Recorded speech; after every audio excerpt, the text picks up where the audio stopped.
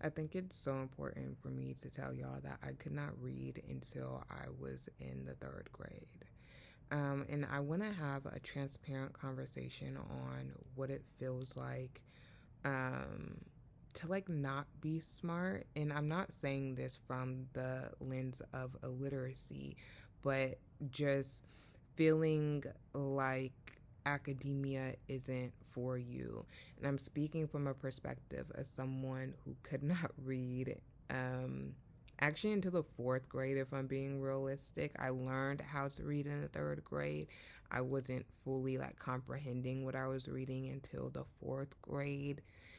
In the fifth grade is when I like really started to put my thoughts in action, right? And to be able to think critically and on a complex level. There's a couple nuances here that add to the story. The state that I lived in at the time didn't have the best education. Also, in addition to being raised in a military family, so not always having a parent home. Um, Things like that contributed to my personal gaps of illiteracy, but also now being in a doctoral program at a top institution in the nation and also understanding the illiteracy crisis, but also having the experience as an educator, as a teacher, as an academic, as a researcher. I'm able to hold this conversation from multiple different vantage points and also without shame. And I think that goes to my number one. When I think about who I am as an educator, when I think about who I am as an authority figure within the world of academia, it's so important that, yes, there is a sense of discipline, but the sense of joy should be more present than the sense of discipline. And also, disciplining yourself in academia, you can do that without shame. And that's a conversation that we have to have.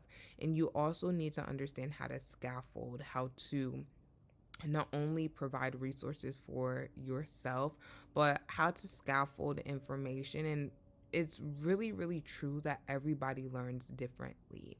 But in our differences in learning, everybody requires time. And I think that is a portion of the conversation that is like excluded a lot, that it takes time to learn.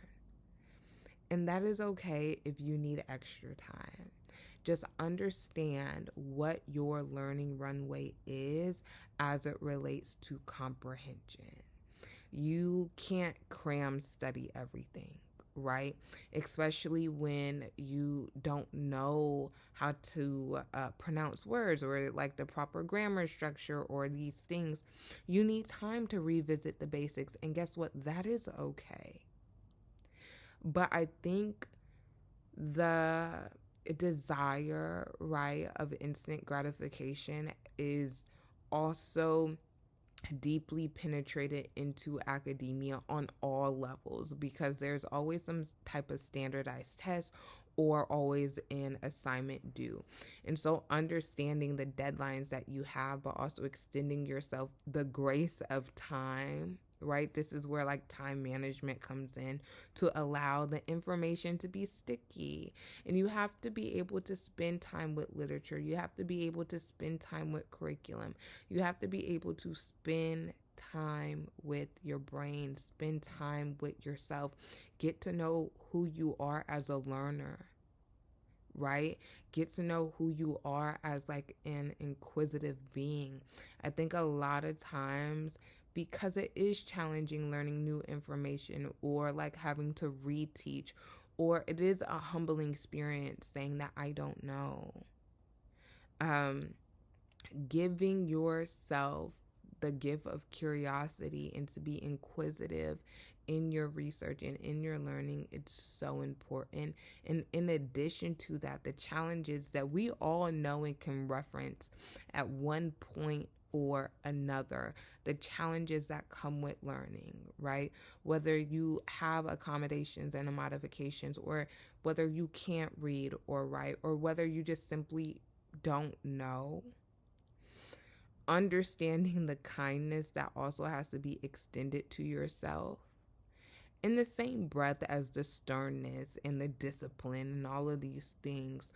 But learning is such a process of intellectual intimacy, and any form of intimacy deserves grace and kindness.